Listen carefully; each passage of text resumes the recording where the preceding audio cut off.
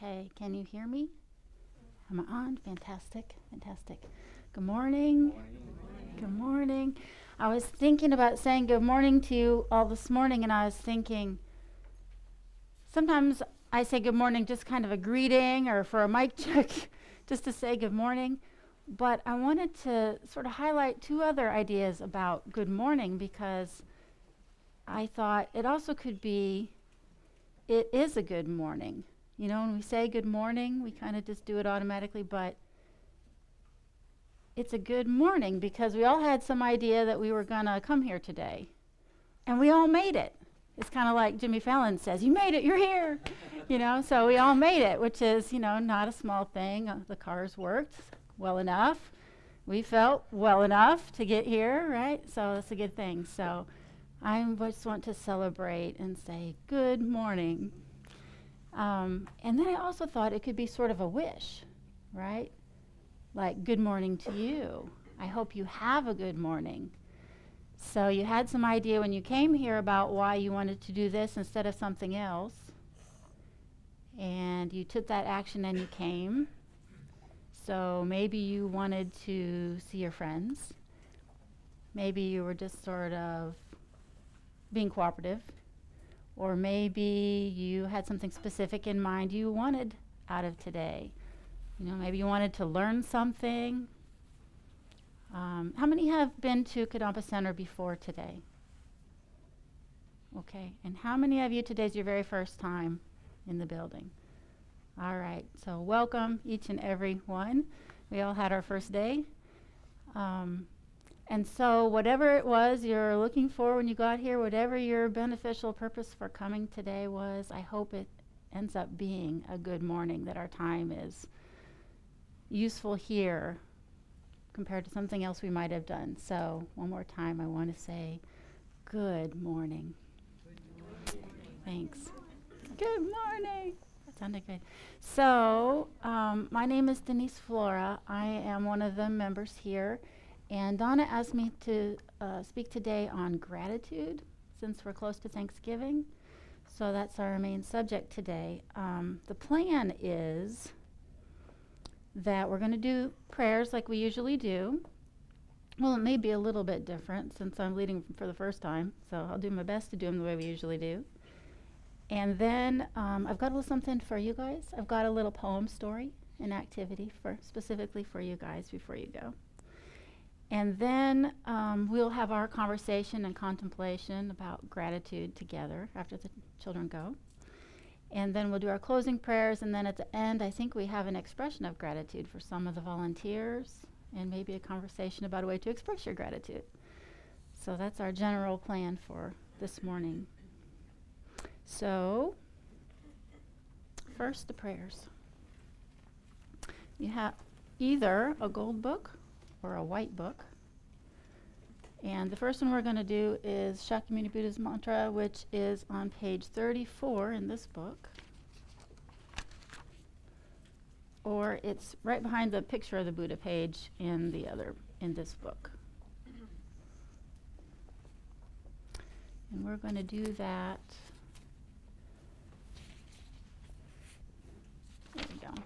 We're going to do that 3 times. You guys know this one. Tayata o mune mune maha munaye soha. Tayata o mune mune maha munaye soha. Tayata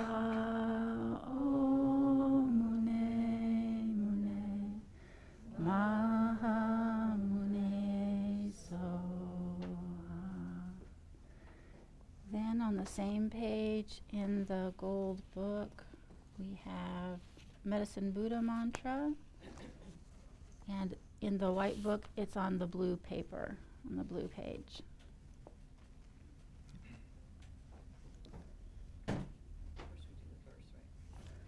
If you want to read it. It's on page 34. Do you want me to read it? We'll just read it together. Okay. Bhagawan with equal compassion for all, whose name, when merely heard, dispels the suffering of the lower realms, dispeller of disease and the three poisons, I prostrate to medicine Buddha, love peace light. And we can think of the people who would have been here, but they just didn't feel well enough today.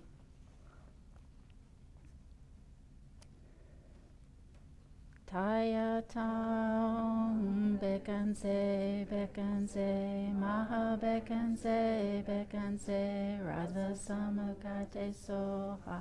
Taya taum bekanse maha bekanse radha samukate soha. Taya taum bekanse maha bekanse Raza samukate soha.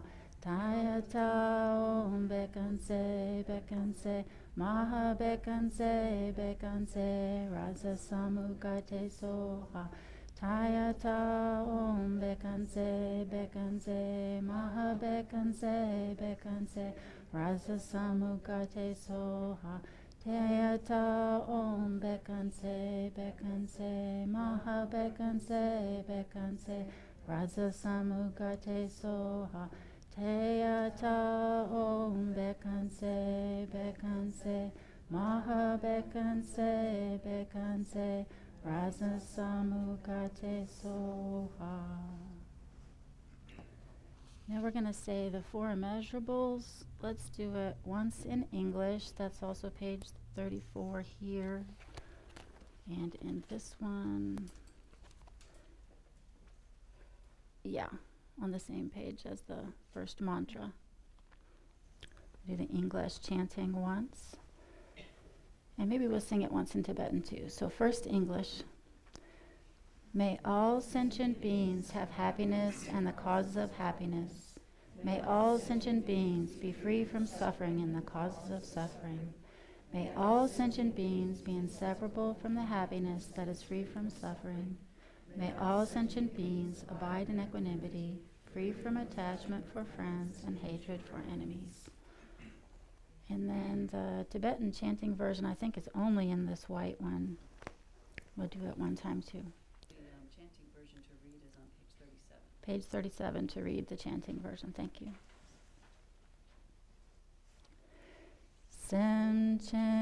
Semchentam che dewadam dewe gyudam denpar gyurchik dunadam du nagi gyudam trawar gyurchik dunam mepe dewadang mi drawar gyurchik nering chadam nidang drawe tangyam lane pagyurchik.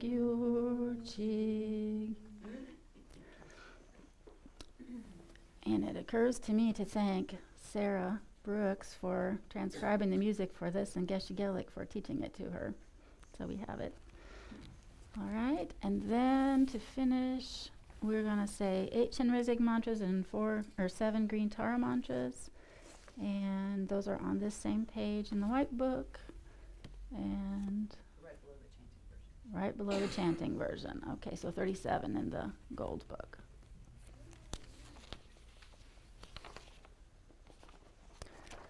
Om Mani Padme Hum, Om Mani Padme Hum, Om Mani Padme Hum, Om Mani Padme Hum, Om Mani Padme Hum, Om Mani Padme Hum, Om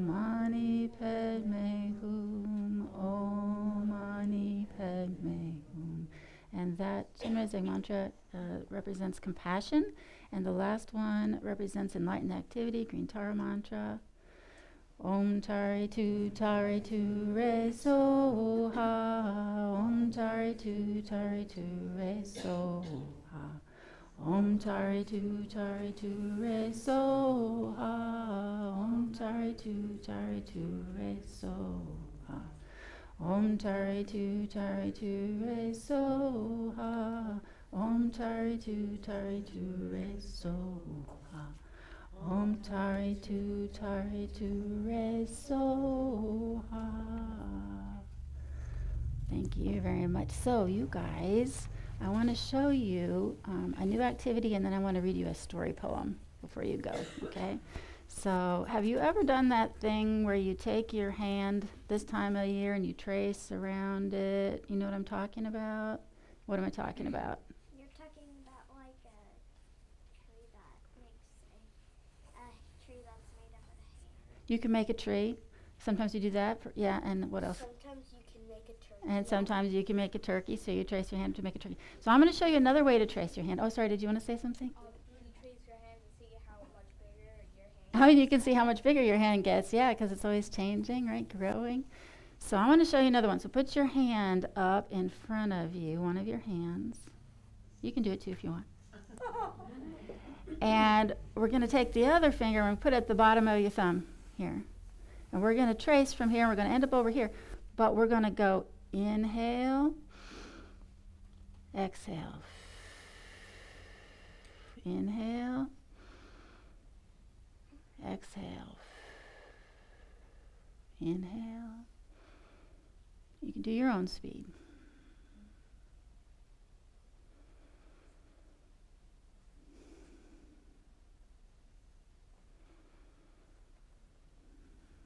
Little tracing we learned, I think, from the Center for Healthy Minds.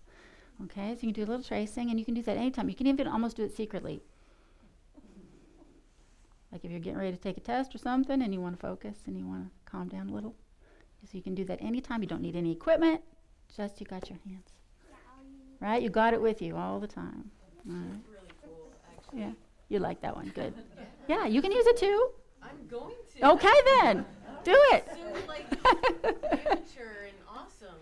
Yeah, and it kind of helps slow you down a little bit too, right? Sometimes with breathing meditations for the kids, they kind of want to go really fast. So this is kind of a nice way to slow down. How do you feel any different after you do it? Yeah. Yeah? I felt like I wanted to go to sleep. Restful. Well, you could do it before you go to sleep if you wanted to, right? Calm down. Yes, what did you want to say?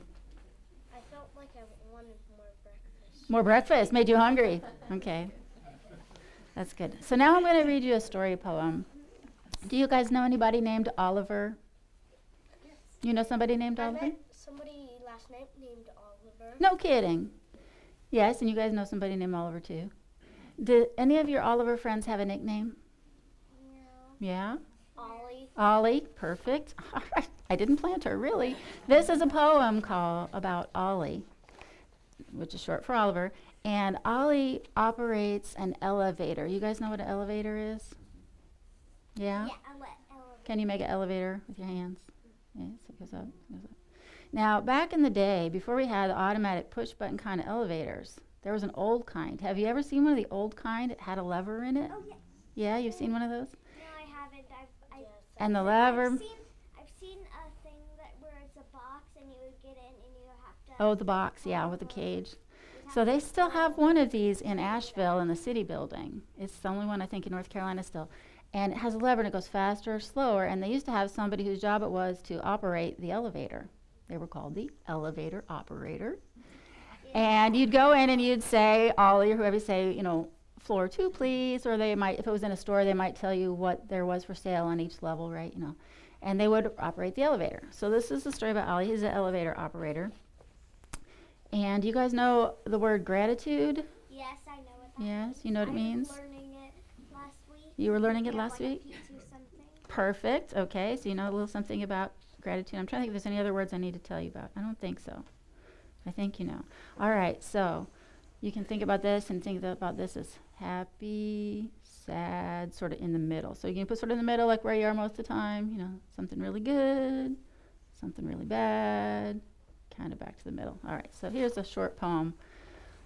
Ollie's short for Oliver. He operates an elevator. Some days he goes up and up, but travels down just minutes later. No one rides inside with him or tells him up or down, please, Ollie. Going up or down, he found, depends on feeling sad or jolly. Good and bad things come and go, but still he lands right in the middle. So one day he asked the question, how can I go up a little? He begins experimenting. Then he finds the magic potion. Gratitude, or feeling thankful, causes gentle upward motion. Ollie rides a new way now, and others feel appreciated. For the kindness that they offer, he and they are elevated. That's the story of Ollie. I'm going to leave you with one little thing, which is, I know you guys are doing chants in your classes, and I'm going to do the one for gratitude for you. All these are really simple. Anybody who wants to learn them, it takes 2 fingers. That one and that one. That's it. Okay. So, do you guys remember what the chant is for gratitude? Yeah, she remembers. Thanks for those who wiped my nose. That's it. Now, when I first made that one, I kind of thought it might be a little bit, gross for some people. So I have some alternatives. You could say, thanks to those who count my toes, kind of like we trace our fingers. I mean, one of the first things that people do when you're born is count your toes. Thanks to those who count my toes. You can make up your own, later on, wash my, thanks to those who washed my clothes. And you get later on, you're doing stuff, and they're cheering for you, and you can be like, thanks to those who shout bravos. Right? So anything you can. The idea is to think about the kindnesses, in particular that your parents, but anybody who helps you out. So let's do you guys willing to sing the wipe my nose one? No. Which one do you like? I like the last one you did. You like the last ones? Shout bravos. Oh, we'll do both. Okay. Thanks to those who wiped my nose. See, some of you smiled, so that's okay. And the last one, the bravos. Thanks to those who shout bravos. All right, you guys can go to class. Good job. Thank you. You were good listeners.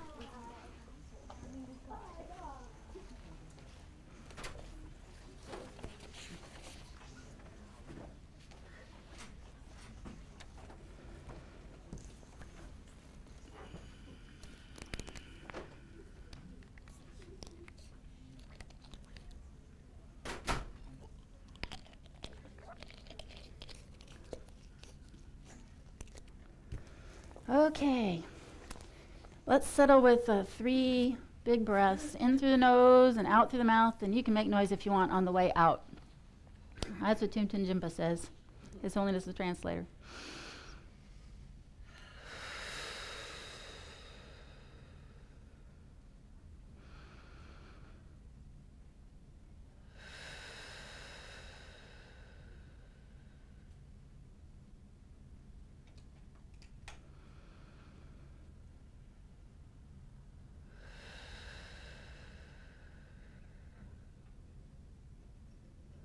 And then just at your own speed, in through your nose and out through your nose.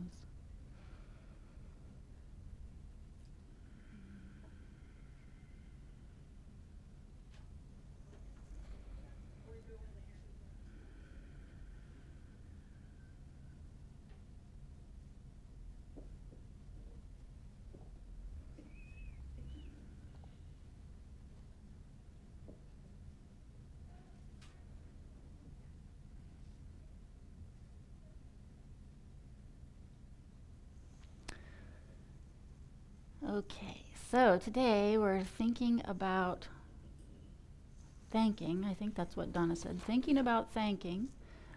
Just in time for Thanksgiving, explore gratitude, how to think about it in a meaningful way. learn a little about the science of practicing gratitude to improve happiness and our own role models for gratitude. So we can learn about that from our spiritual tradition here. We can learn about it from social scientists, from neuroscientists, from our personal experience and the experience of people that we know, and we'll talk about some of all of those, and our own role models for gratitude. So what is gratitude? I'm going to let you guys start out by saying that. What is gratitude?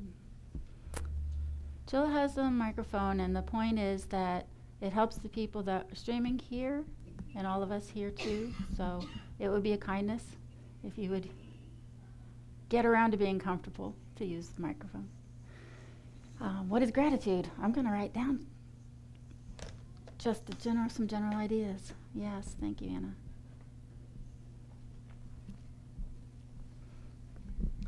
I think gratitude is feeling joyful for all the good that we have in our life, and we take everything so for granted. Okay.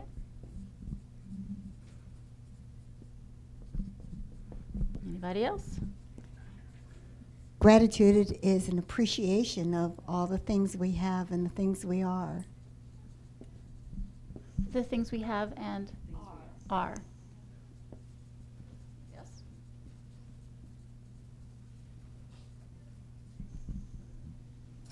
Anybody else? Just a general thankfulness for what comes your way. I mean, sometimes you don't know what's a blessing and what's a curse. So, it's Right.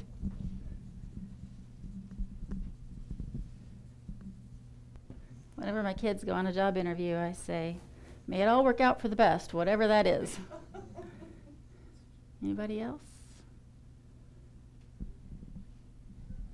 Okay. So, some of the different pieces of gratitude that I thought about when I was preparing this was sort of the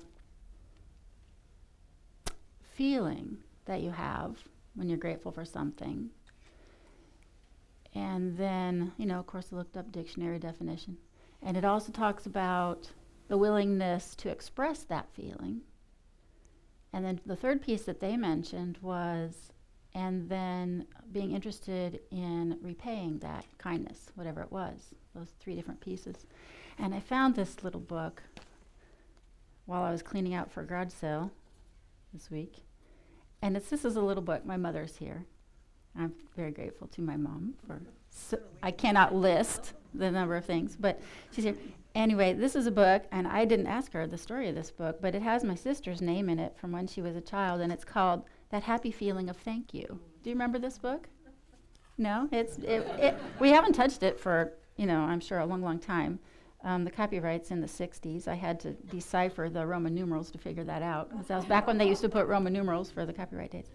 And this one talks about two kinds of thank you. It said one is an out loud kind, which you often say with a smile, thank you. It's a short, polite way of saying you have been kind to me. And then they go through some examples of what would be kind to a child in the 60s, And then it says the other kind of thank you has almost no sound at all. It whispers deep inside you when you are very, very happy. In a way, it's like the out loud thank you. It's another way of saying you've been very kind to me. And this one is from a Christian perspective, and it says, in this way, it's quite different. It's a kind of thank you. It's the only one who hears it is God. So I think that's really interesting that even in sort of this little book, it was sort of looking at these two things, the internal way and then also the outside. So when we say gratitude, we can be talking about either one of those two things. All right. So when I was thinking about gratitude, and really each one of these, many of you know that I work a lot with the 16 Guidelines for Life, 16 positive qualities, and one of them is gratitude. And as I've been working with them, I've been thinking about who my role models are for each one of these positive qualities. It's a great conversation to have with your family members, whatever list of positive qualities that you identify as something that you'd like to cultivate or see more in the world, to have a conversation. I've done this both with my young children and with my mother about, who when they had an experience of this quality, who their role models were for this one.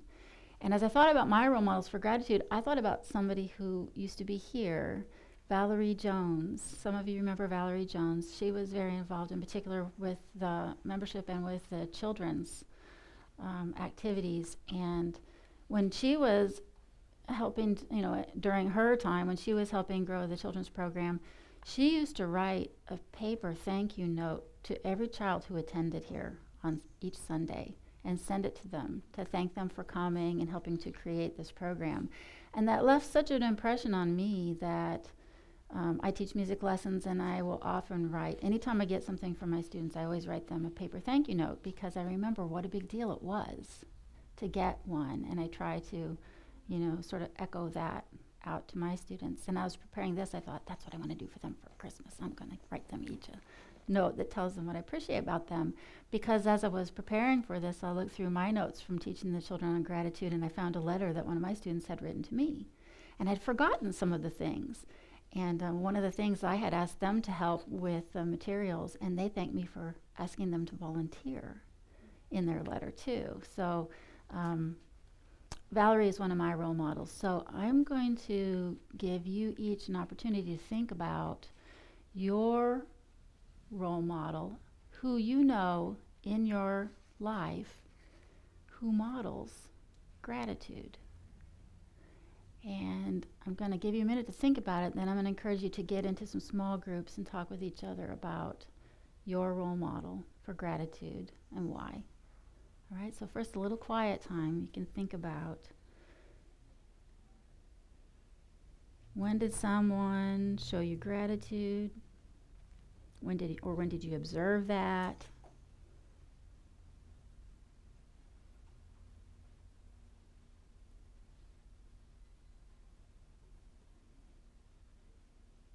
How did it feel?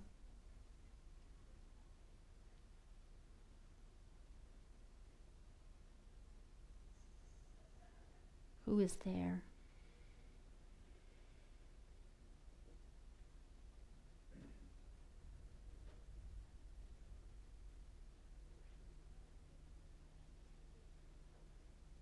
Do you know someone who models gratitude?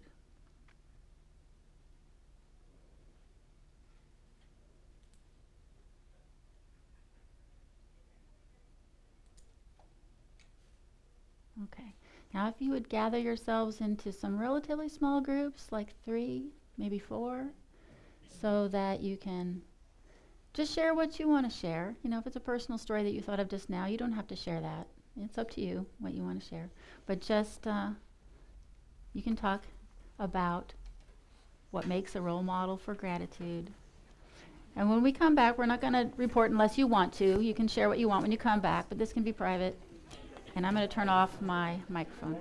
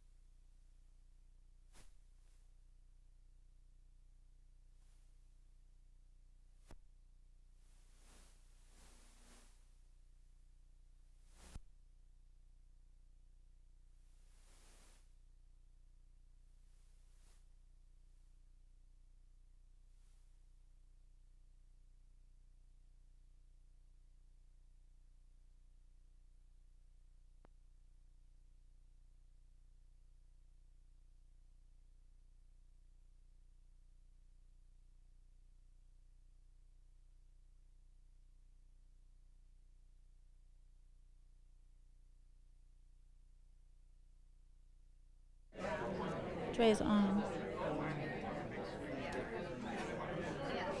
If everyone hasn't had a chance to speak, go ahead and switch. We've got about 1 more minute.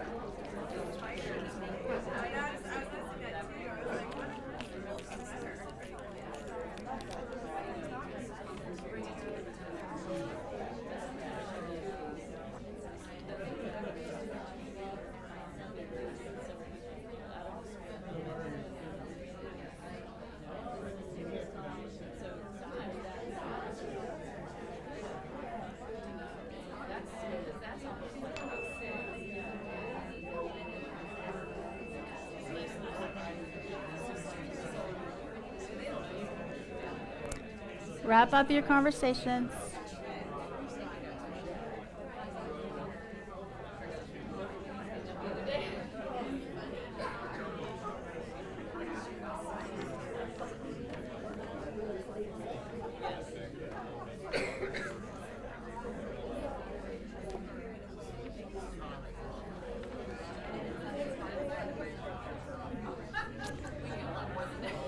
You needed more time? Oh, that's okay. Everybody's kind of getting back to their seats. So.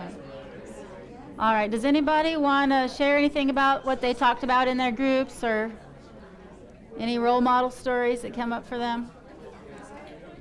I'll start just so I got the microphone in my hand. It's easy. Everybody's so grateful they can hardly get control here. I was thinking my big role model is Elise Strevel.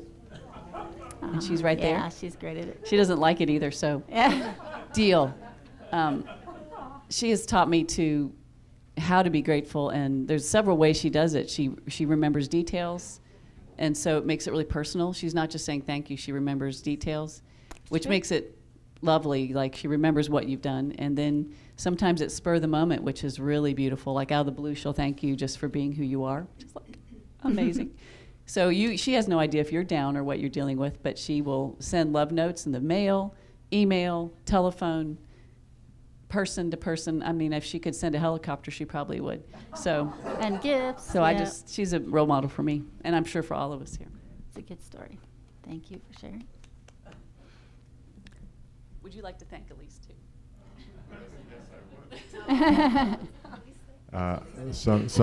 Sometimes I do thank her, but as we were talking about role model for gratitude, the two people we could think of most were Geshe Gelik and Geshe Sangpo, who it seemed to us that every time you meet them, they think of some thing to mention to thank you for. And I know we have that Buddhist training of thanking people 7 times.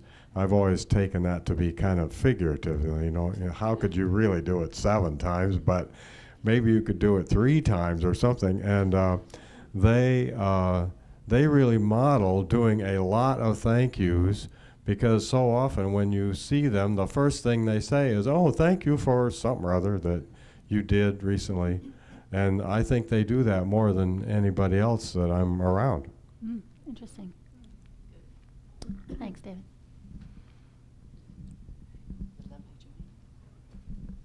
In our group, we spoke about some individuals in our lives who are gifted at expressing gratitude. As someone in the group said, it's an art. She's taken it to an art. But we also talked about the importance of expressing gratitude as a gift to other people, to acknowledge the kindness or the thoughts or whatever it is that's generated that sense of gratitude in your heart. Yeah. Okay. Thanks, Joanna. So not only the effect on us, but the effect on the other people. Anybody else? Anna. Thank you. I'm very grateful to all the Sangha that we have. We are so fortunate. We have 2 Geshis and the nuns. Wow. That's more than a lot of centers have, and some centers don't even have any Sangha at all. And for all the teachers, whether they're registered or still teachers and they're not registered, so grateful. Thank you so much for everything you do for the center, for us, helping us. Thank you. Thanks, Anna. Anybody else about your role models for gratitude? Yes. Yeah, everybody knows this person, and if they don't, they should get to know him. Andre. So I can't say enough about him. He's helped me a lot, and anytime I'm around him, I always feel really good, and he makes me grateful for everything I have, and he's just a great guy to be around. So if you don't know him, get to know him.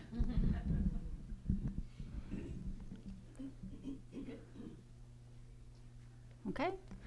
All right. Here's a couple of quotes on gratitude. The miracle of gratitude is that it shifts your perception to such an extent that it changes the world you see. From Robert Holden. Trade your expectation for appreciation and the world changes instantly. From Tony Robbins. Don't let the empty cup be your first teacher of the blessings you had when it was full. From Alexander McLaren. We can only be said to be alive in those moments when our hearts are conscious of our treasures. Thornton Wilder. At times our own light goes out and is rekindled by a spark from another person. Each of us has cause to think with deep gratitude of those who have lighted the flame within us. Albert Schweitzer. How to have a good day. Step 1, wake up. Step 2, be grateful, repeat. That's from the Positivity Toolbox on Pinterest. But I've also heard Venerable Amy say, in the morning, practice gratitude. We woke up, we had this opportunity, and in the evening, practice rejoicing, which is, kind of a slant on gratitude too, because we're being grateful for the things that we did right or that anyone did well, anything that had a positive benefit anywhere. We can make it as big as we want. And the last one I'll read is a Chinese proverb. It says, when eating bamboo shoots, remember the man who planted them. So why cultivate gratitude? Right? We got a lot of things we could be doing. Why cultivate gratitude? Yeah, it's a question to you guys. Yeah, that's right. This is interactive. Because that's the most beneficial. I mean, I could stand up here and just read it. I would just, for one thing, it helps me, remind me of our connection. Yeah, to have gratitude, it reminds me that we're all connected, and that feels good.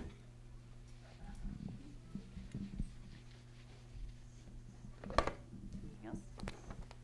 a whole vast sea over here that's kind of quiet. This is where the shy people sit. What else? I'll give you the science in a minute, but I thought it'd be more fun if you named most of them already. It lowers your blood pressure.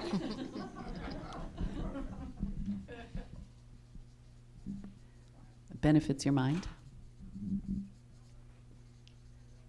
It's good karma. I heard that. I'm writing it. Yes, Joey? Get you out of the me thing. Get you out of me thing.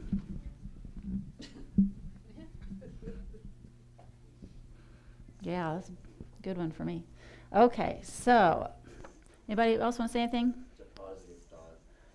Positive thought. Okay. Hundreds of studies, practicing gratitude has been found to increase positive emotions, reduce the risk of depression, heighten relationship satisfaction, and increase resilience in the face of stressful life events, among other benefits. That's from the Greater Good Science Center. They're social scientists, the University of California, Berkeley, and there are many, many gratitude practices on their website in their Greater Good in Action section. And then from positive psychology program, gratitude has been shown to help you make friends, improve your physical health, improve your psychological health, enhance empathy and reduce aggression, improve your sleep, enhance your self-esteem, increase your mental strength and resilience in stressful situations. So lots of science behind it. I'm going to read you a couple verses.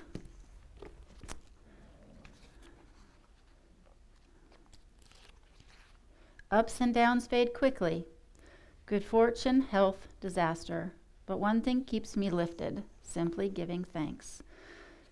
And that thing that I did with the kids with the elevator, and how when bad things happen, we generally, with a few exceptions of really terrible things happening, we pretty much returned back to our set point for happiness. But one way we can bump it up is with gratitude. And the other verse, the scientific way to boost well-being and rewire my brain is thanking those who have been kind. This grateful act gives lasting gain. So, how does it work? Well, you got close to it when you mentioned connection in the first place. It helps us savor the good. So, Geshe Gelik's always saying, think of something positive. People debate about how many thoughts we have every day. I've seen 12,000, 20,000, 100,000. I think it partly depends on what you count as a thought.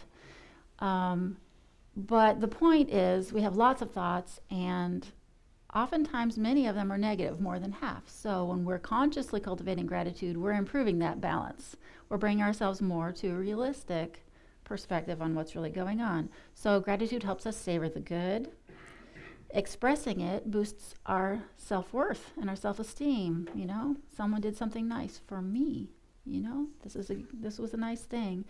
Helps us cope with stress, builds our social bonds. One of the practices that I tried was an email practice. Every time when I sat down to do an email session, I would jot up a really short, really quick thank you email. And if I didn't have something already in mind, I'd make something up, because it's not hard to sit and think, all right, well, what's a quick little short thank you email? Who would have loved to get a quick little short thank you email for something that they did? And I found that to be, it improved my relationship with email. And it also really actually improved a couple of relationships that I, wouldn't say were having trouble, but, it was nice. It was a good thing. So how do we cultivate gratitude? Well, the Greater Good Science Center lists 4 main ways to cultivate gratitude. One is count your blessings. You know some ways to do that? Counting blessings?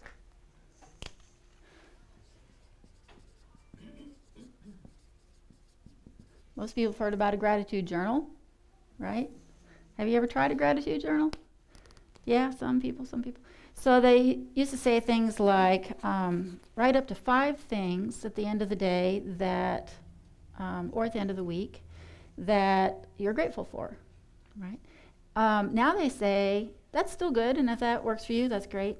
But if you write 5 things about one thing, so you go a little deeper into the one thing, it can even be more effective for helping you get that feeling of gratitude. So you go into more detail. You list all 5 things you like about, a person, as opposed to, I'm grateful for my spouse. You think specific, go more specific. Be as specific as possible, get personal, try subtraction, not just addition. So you're thinking, if somebody I knew wasn't in my life, and then they came back into my life, I would be rejoicing. Like if somebody was lost, or when those kids were stuck down underground or whatever, when they came out, it was rejoicing. And why was that so different from them just sort of walking in on a normal day? Well, because we had the realization of what it would be like without. So you can look around and see, what if it wasn't there, would I really be sad? But it's here, so I can rejoice and be grateful. See these good things as gifts, and particularly savor the surprises. Something that happened today that you didn't expect. If you write something down the second time, try to write something different about it, right? Not just repeating, but enhancing. And to write regularly. So for some people, they have to do it every day or they're not going to have a habit. But they said it can even be more effective if you do it just a couple times a week, right? Because then it's fresh. You're not adapting to sort of taking that thing for granted. But don't overdo it. You don't want it to be a chore, right? So you can find your own balance of how often you would want to write something. They do say it's more useful to write it than to just think it, to actually record what the thing is. And one way this really helps is because, in my experience, when I've done this, is during the day, we're scanning, right? I was at a presentation on resilience earlier this week on Friday, and the guy was saying that, and I had seen him right after he had hit a deer with his truck, and so his, we don't know what happened to the deer. He tried to find it, but we know that the truck got messed up, and so he had it in the shop, and he said, well, I'm used to coming out of the parking lot and scanning for my truck. But I was driving my wife's car since my truck was in the shop.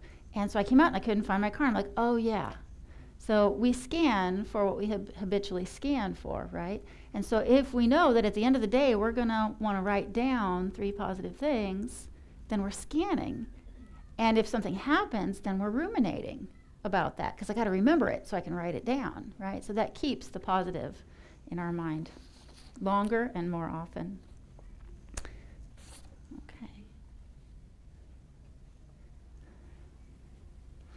So we're going to do another try it. Yeah, I think we have time to do one more where we're going to get together and we're going to think about something that's going right for you. And you can think about someone who impacted that situation, someone who had something to do with that going right. Right, and this kind of gets back to our connection. I want to list the other 4. Counting blessings, mental subtraction. All these gratitude practices kind of fall into these categories, they say. The third one is to savor. And the fourth one is to say thank you, express your gratitude. So for now, let's try it. What we're going to think about is, who are you grateful for? They say in general, writing down things we're grateful for is useful, but thinking about the people that we're grateful for can be even more impactful. So we're going to try to think about someone who has been kind to you, a person. Okay? And then you can think about why. All right? So someone who's been kind to you and why. All right? You can get into your small groups and share with each other one more time.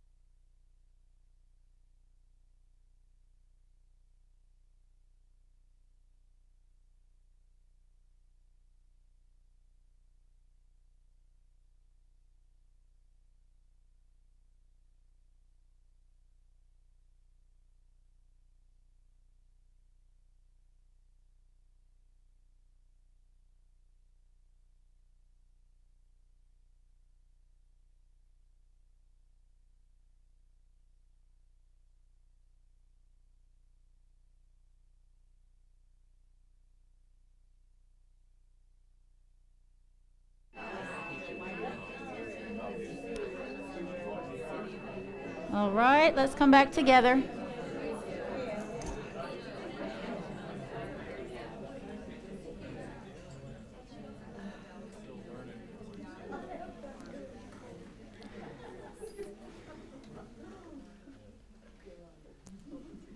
If you haven't had a chance to express your gratitude to the person that you thought of or talked about that had been kind to you, it's not too late.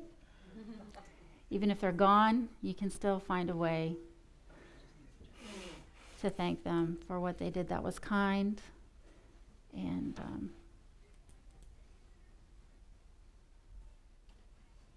And you can probably find a way to try to repay that kindness, if not to them, then forward. Is there anything that anybody is burning to share from that session? Yes, someone in the back. What a nice raised hand. That makes it easy to see. Thank you. Not to be missed. Yes. I'm sorry, I just told you this, but now I'm going to tell everybody. You have to hear it again. I've been having some pretty difficult health problems, and I haven't been able to do things that I would like to do for my family, like pick up the house and make dinner and such. And I met a new friend earlier this year, and within a couple weeks of the day we met, she was coming over and helping me pick up my house and organize my house and just helping with dinner and spending time with my kids, and she's just amazing, and I would just like to thank her for that because she's sitting right here. Yay! That's awesome. Yeah, thanks for sharing that. That's great. Good job. I charge $15 an hour. Okay, so you got to express gratitude and we get to rejoice. Yeah, okay. Anybody else? So I often think about gratitude when I see the garbage collectors come to my house, because there was a time when we had a storm. This was a long time ago, and I think it was a snowstorm, and they weren't able to come for a while. And so now almost every time when I see the garbage collectors, I think I'm really glad, and try to smile and wave at them, because I remember what it was like those weeks when they couldn't come.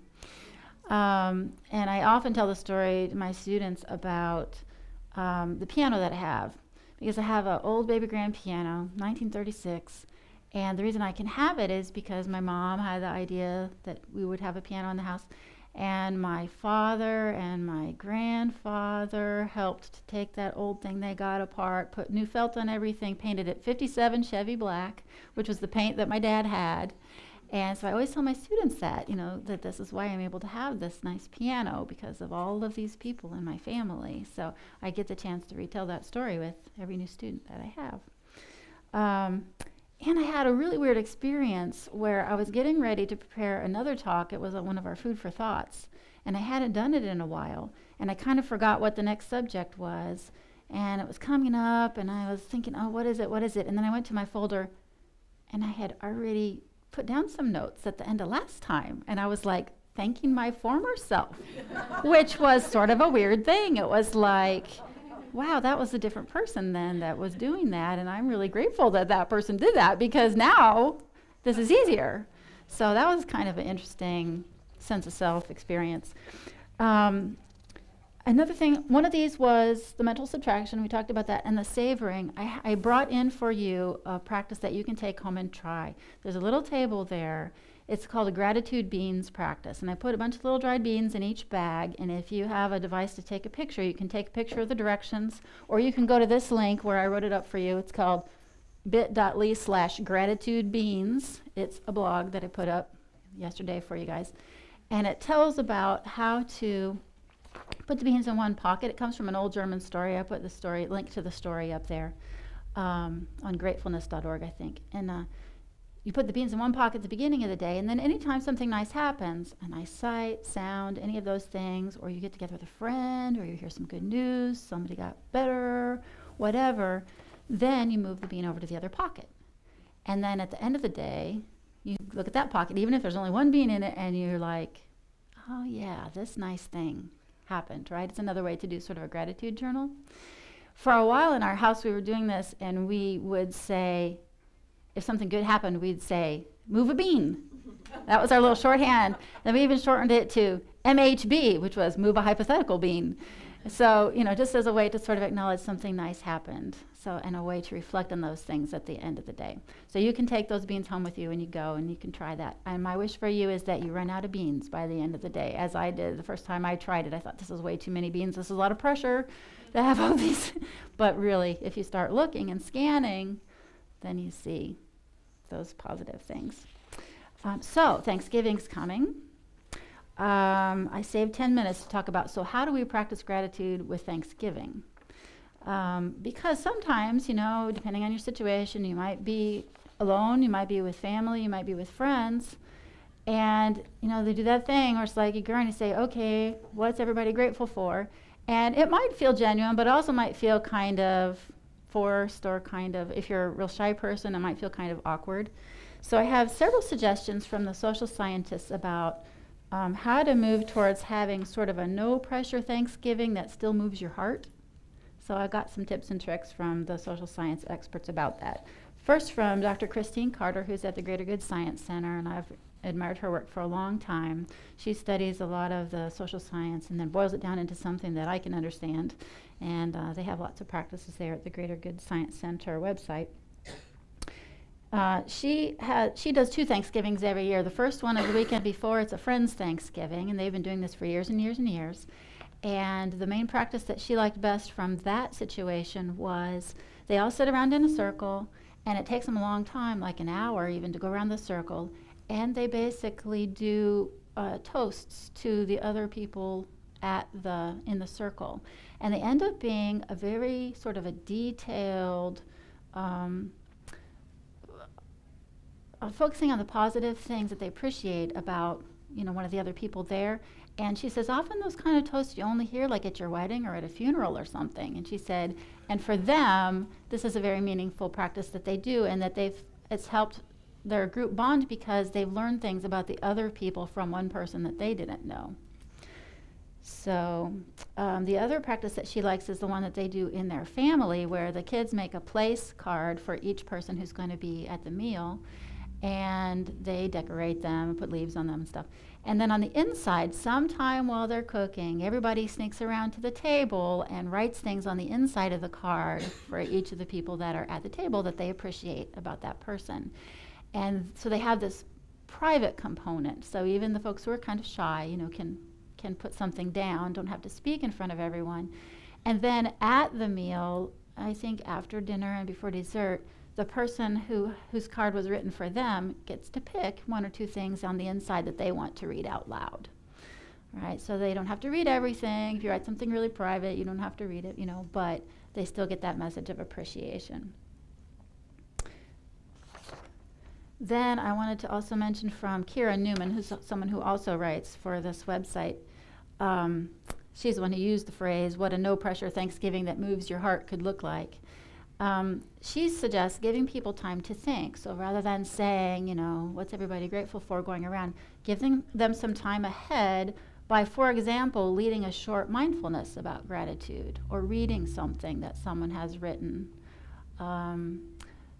One thing that I read recently that really made me feel grateful was a poem that I saw called The Manifesto of Encouragement. Let's see if I can find it here. I was going to give you each one little thing to read and go around, but we ran out of time. I'll just read the first part of it.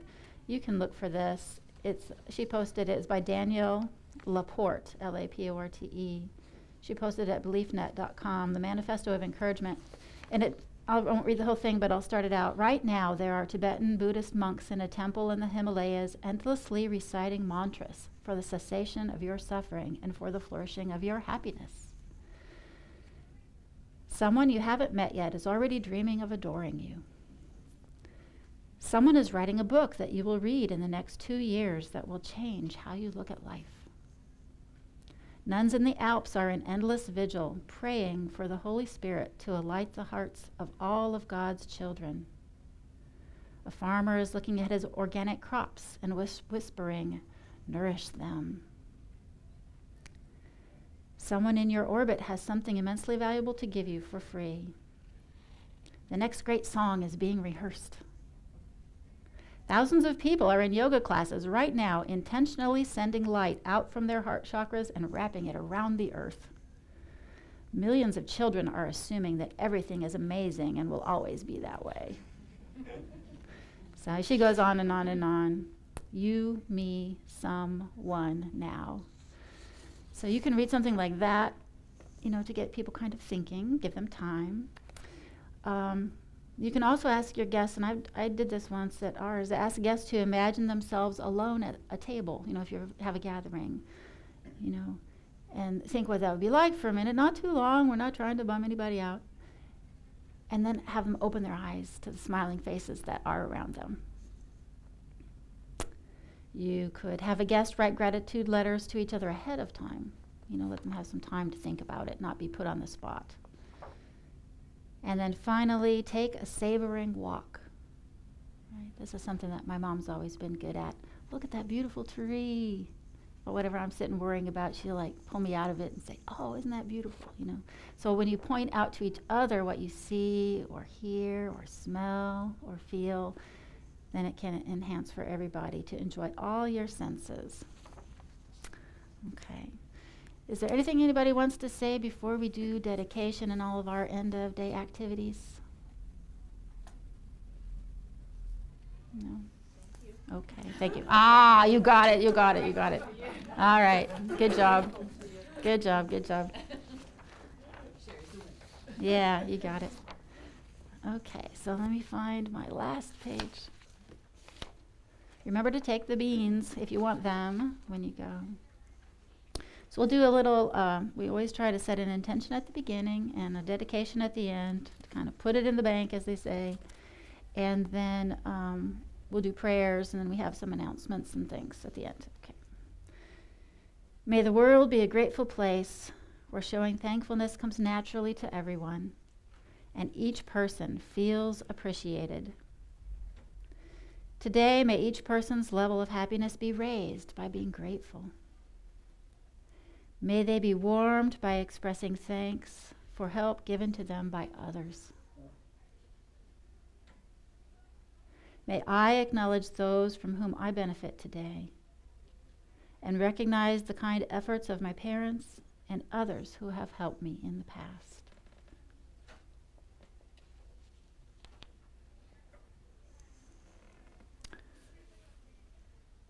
Okay, now we'll have our closing prayers.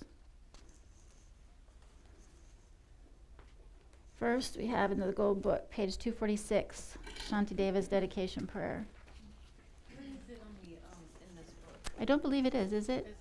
Is it in the white? Reach behind. Okay, reach behind Barry.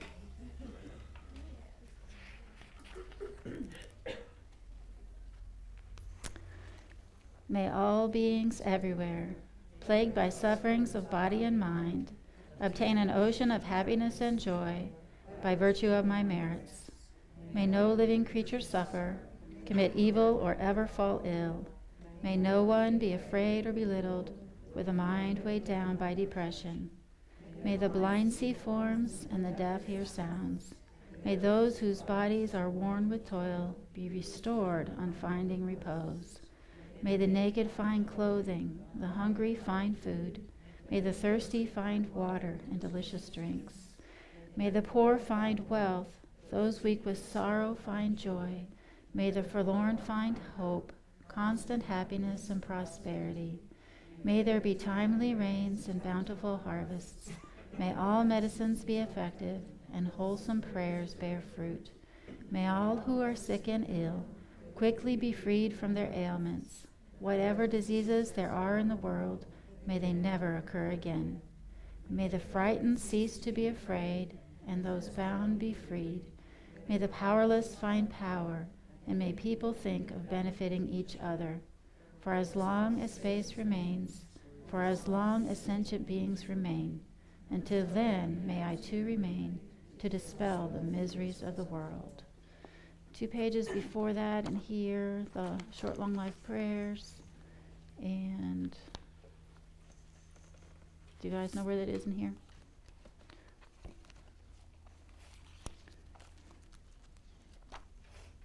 They're on the back of the sheet that had the song on it, right before the blue page, probably. Yeah. Okay. So let's see, we do the Dalai Lama first. In the land encircled by snow mountains, you are the source of all happiness and good. All-powerful Chenrezig, Tenzin Gyatso, please remain until samsara ends. Then we do Khensa Rinpoche, right? Yeah. The one who mastered his speech at a very young age, the one with patience who received the name Avatari, the one with great precision who spread the teachings of Lama Tsongkhapa on bliss and void, Lama ornament of the yellow hat tradition, please remain until samsara ends. He taught our teacher. Okay, and then Lama Zopa Rinpoche, you uphold the subduer's moral way, who serve as the bountiful bearer of all, sustaining, preserving, and spreading Manjunath's victorious doctrine, who masterfully accomplished magnificent prayers, honoring the 3 jewels. Savior, myself, and others, your disciples, please, please live long. And he helped start these centers. And then for Geshe Gelik and Geshe Songpo's long, happy, healthy life, 7 green Tara mantras.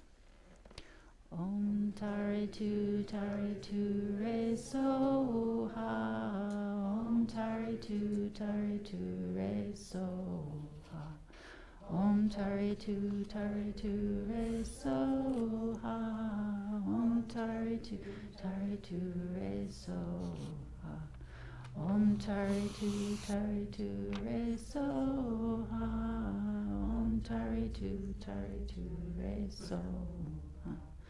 Om Tare Tu Re So Ha.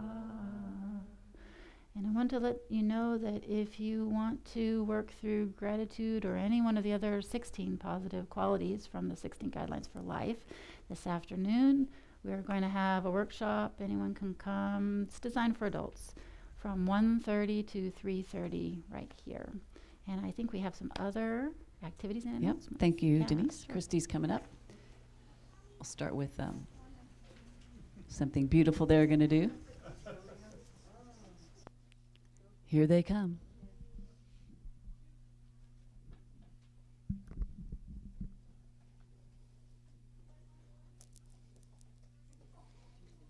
No, this is fine. Okay, so we have the 3 classes, the 3 children's classes coming in. There, you can bring out more if you want to sit. This is the elementary class.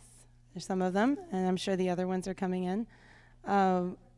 For those of you who don't know, we have 3 children's classes that happen every Sunday while all you adults are in here and being quiet. They can be in their own bodies with their own energy also taking teachings. And one of the things that we teach a lot is the 16 Guidelines. So it's so awesome that Denise was teaching today to you guys, because that's what they focus on every week. So as soon as the other kids are in here, okay, good. Yes. Does anybody have any questions about the family program while we wait? I just really want to be appreciative of all the volunteers who are volunteering, even today. And a lot of you don't see them because they're out there and you're in here, and they usually stay with the kids until, all the kids are picked up. So a lot of people are working with that behind the scenes.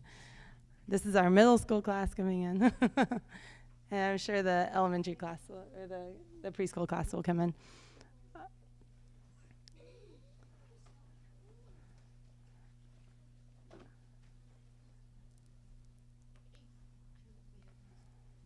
Oh yeah, there they're coming. Yeah. Okay, wonderful. Okay, so I just wanted to take a minute to appreciate all the volunteers that make this happen. We have about 20 volunteers that have been here whenever we ask them to be every Sunday since September. And we're taking a break from these divided up age range classes, and we do a special holiday programming from Thanksgiving weekend until like the first weekend of January. But there still are classes, and there's still ways for kids to be involved and be a part of their own energy. But I just wanted to, we were thinking about in these just past few months, we were doing How You Think, which is the 4 guidelines of delight, contentment, humility, and patience. And at our family camp that happened in August, we studied patience, and I'm wearing the t-shirt for it. So I figured I would just highlight, just in thinking about all our volunteers with the family program, how they embody these 4 guidelines every time they come. So patience is, this is kind of in my own words from my studying when I was helping put the family camp in order. But patience is being kind to someone even if they're harming us, because we remember that they're beings too. And harming us could be children who are throwing markers across the classroom when, that's kind of, you're thinking, oh, this is harmful to my mind. So I had a picture of like a puppy pulling a mommy dog's ear. Patience is being calm even when we're suffering, because we remember it's part of living. And so even when you come to the center and you don't want to, or your kid is sick and you're supposed to be volunteering, these are things that all the volunteers have done before. A lot of them do have kids, and sometimes they show up without their kids because it's hard to get everybody in order and make it here on time and serve other people's kids.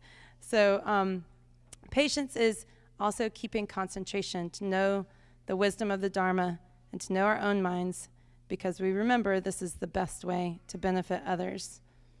And I had a picture of a lemur meditating, which is really cute. But yeah, do you want to see the lemur meditating? Okay, the other picture is a kid going to the doctor. It's because you know that even when you don't feel good and you don't want to get out and go to the doctor, but you know that it's to your benefit to go to the doctor and maybe others.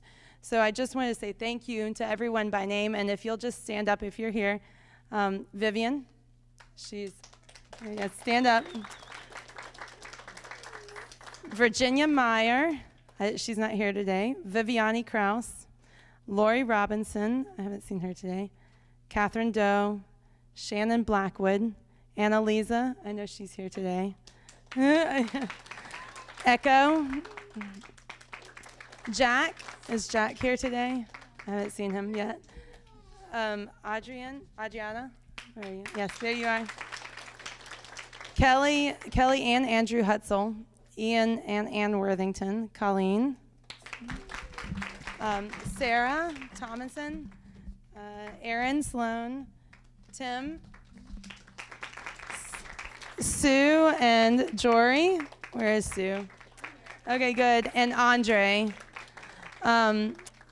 So I just wanted to give everyone, if you see them and you know them, just appreciate them the next time you see them. And Adriana has this awesome idea, because we would love to give everybody who volunteers a present, but we don't have the resources for that. So we thought of a cool way to do this. So Adriana, you want to explain?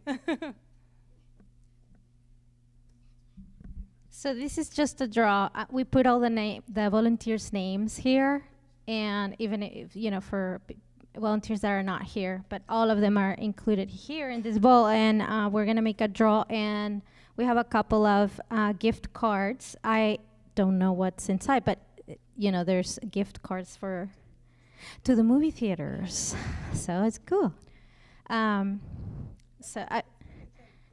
Okay. You want to do that?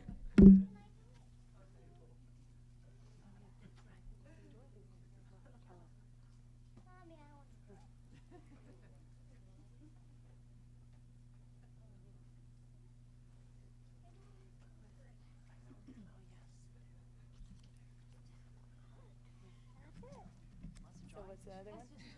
Yeah, where's the other one? You got it? Where's the other one? He has it. So one of the gift cards is for Kelly and Andrew Hutzel. They're not here, but we'll save it for them. And the other one is for Lori Robinson. She isn't here either. So yay, thank you. And Adriana has done the awesome job of organizing all these adults and their schedules for the past few months. So thank you for doing that.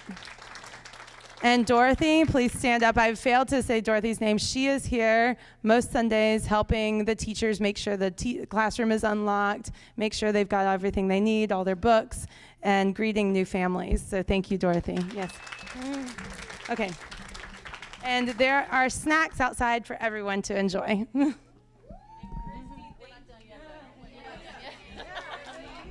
Now it's our time. Well, the kids can go out. Yeah. But we asked the adults to remain. So we ended a little early so we could do a few more things. So we have a little annual appeal section here. We ask our speaker today is Glenn Dawson, and he's going to come up and say a few words to you. These poor people, they get all week long. I'm like, who can we get this week? So we got Glenn. We're grateful.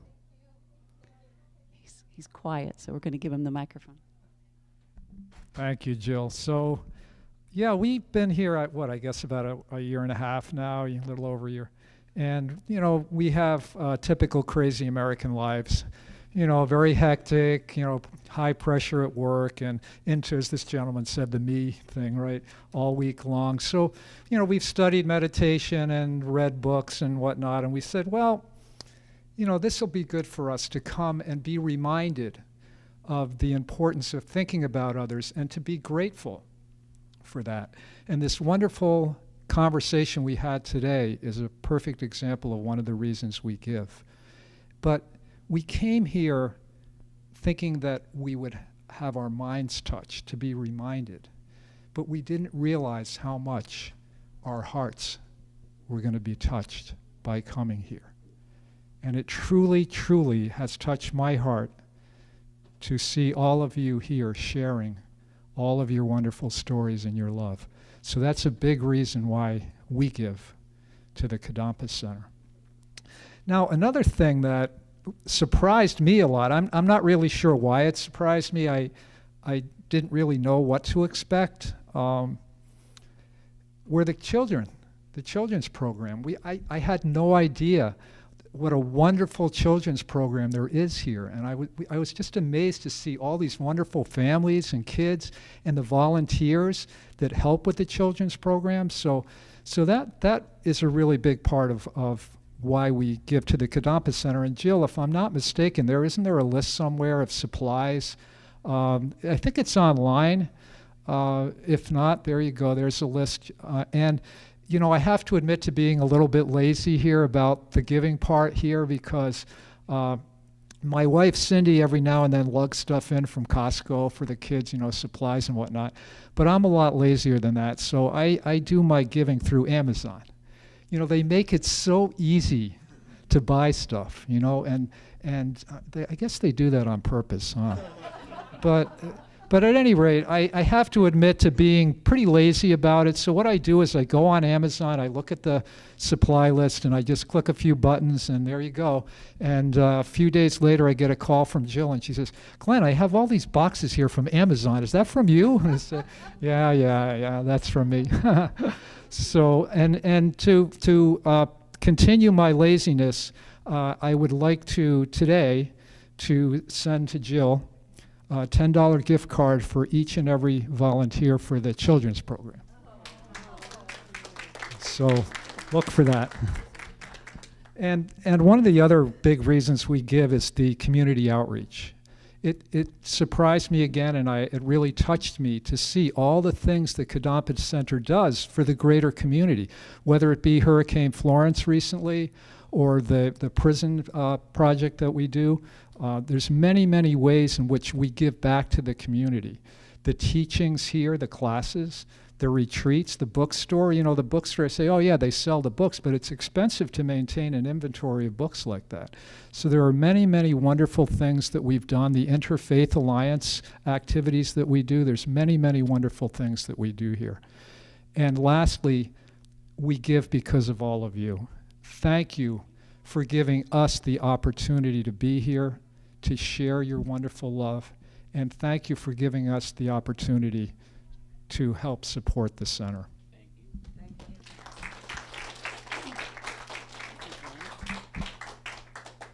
Like Sherry, Glenn and I were talking on the phone, and I started taking notes, and then I went, Glenn, I'm taking notes. And I said, you know what that means? He goes, okay, I'll talk. So that was sweet and cute. Thank you so much. That was just beautiful. I don't always know what people are going to say, so it's a lovely surprise. Today I thought I would just take a moment to tell you, we haven't really talked numbers yet, so we've been doing some in-kind talks, we've been doing some service. We talked about the budget and the finances, so we hit different pieces, trying to move your heart a little in different directions. But we need some brass tacks, right? So now it's time, where are we? So who knows from the lovely email that you get, and every one of you read, where are we financially in the annual appeal? The budget is $260,000 for the center, about $261,000. The annual appeal goal, 78% of that, which is $204,000. So who knows what we've raised so far? Because now I've talked to Robbie, can I have permission to be honest this year and just say what we are doing? And he said yes. So who saw the number? Anybody know where we are? Susan, do you know where we are? Okay. We are at, drum roll, everyone's good at that. Okay. $156,000. So thank you. That's awesome, isn't it? Yeah. So that's you guys. So the big thing that I was thinking about this year to say, it might sound harsh, but I get paid to do it, so I can do that. That the people who are sustainers, which means one time, monthly, even in-kind and service and prostration, our practices are sustainers.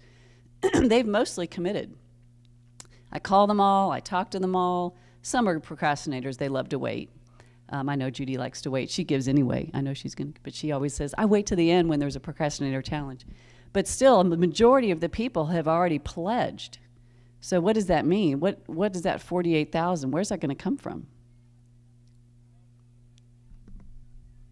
Everybody else. So that's a little tight, and it's a little, to say that out loud is like we are looking for everybody who's not a sustainer, that we need $48,000 from everybody, or the people who might want to still increase, that still comes. That's a big number that we need to get to, because we put more money in the annual appeal this year. It's the same budget, but we realized we didn't quite raise everything we expected last year in different areas. So we thought, let's just be honest and put it all, that we have to have it, and just tell everybody what we need. So we're telling you what we need is $48,000. And it sounds like a telethon, but it's the truth. So that's where we are. We're only in, the middle of November. We started early, so we're trying to end at the end of December this year, not go in, we'll go into a little bit in January, but we don't really want to go to the end. We'll have to make decisions on whether we end the appeal and try to raise it in other ways, but we do have to get there to support our budget to make the center just meet the budget. There's nothing extra in here. It's just the budget. So those are the cold hard facts. Heather's like, yep, I hear you. That's where we are. Let's see, what else? So one thing I didn't mention, and a lot of you know, is how to give. So you can give from your bank account. You can just send the checks like Susan does. She just sends her check on in through the bank account, sets it up. Streevels do that. I know everything about you guys. And the other way is through credit cards. Susan does that. She just sends her money in through her credit card. We can also draw from your bank account. You know, there's multiple ways to do it. And all of that's online, and it's relatively easy. If you get stuck and have a snafu, just call me. We'll walk through it. Some people mail checks in, like Judy. She just mails her check in, or she drops it in the box a lot of times. Some people just drop cash in. They love to be anonymous. That's fine, too. So during this time of the year, that money goes to the appeal. At the other times of the year, that goes to general giving. What other ways are there? I guess that's it. Yeah, stocks. Susan works with stocks. So we have some other people who give us stocks, and then we cash them in, and that's their gift to the center. Soon you're going to see the legacy giving, legacy and planned giving, or planned legacy and living giving. Some of that can be while you're still here. You might take, while you're still alive, you might take some of your, we're Buddhists, we're used to saying that. So you might take some of, This lifetime. Today, we're still here. So you might take some of your funds if you have a forced distribution. Those are some words I've heard that you might just, one person said, oh my goodness, I'll just not give monthly, and I'll take my forced distribution and give monthly that way, and then I don't have taxes. There's all kinds of cool ways to do that. We have people you can talk to about all these things. I'm the simple stuff, just online giving. You can talk to me about any of that. So we also have the in-kind, you've heard lots of things about, and service. And then the practice for 2019 are prostrations. So we're hoping to finish up our circumambulations, and we'll give that count to Geshe Gelik at the end, which was very moving last year if you were here. He didn't know that we were going to present him with the Mani Mantra count. And I think it was, if you all remember, it was quite beautiful. He was very touched by that. So that's the practice. And now we finally have the mug. You've been waiting so long. It's in, and I'm so excited. It's, looks similar to last year, but it's purple. The quote is, "There are only 2 days in the year that nothing can be done. One is called yesterday, and the other is called tomorrow. Today is the right day to love, believe, do, and mostly live," by His Holiness the Dalai Lama. And then you have your beautiful bookmark that you get each year for giving. So if you give $10,000, or if you give $20, you get the mug. We love to be equanimous. Is that the right way to say that here? So that's out on the table. I've got a lot more. So everybody who's already signed up, and that's just if you pledge. So it's not like you've already given, but if you've just pledged, you get to take your mug home. And then Susan, if you would pass out, if anybody hasn't received this in the mail or would like the brochure, it explains everything. And you can have that. Ann Skaversha's designed that for free. It's very glossy. I know some people might not like that, but it was free to us. So the printing wasn't, but the design was. So that's everything. Susan, is there anything else you can think we can mention? All right. Well, thank you very much for your generosity so far, and keep up the good work. You may go now.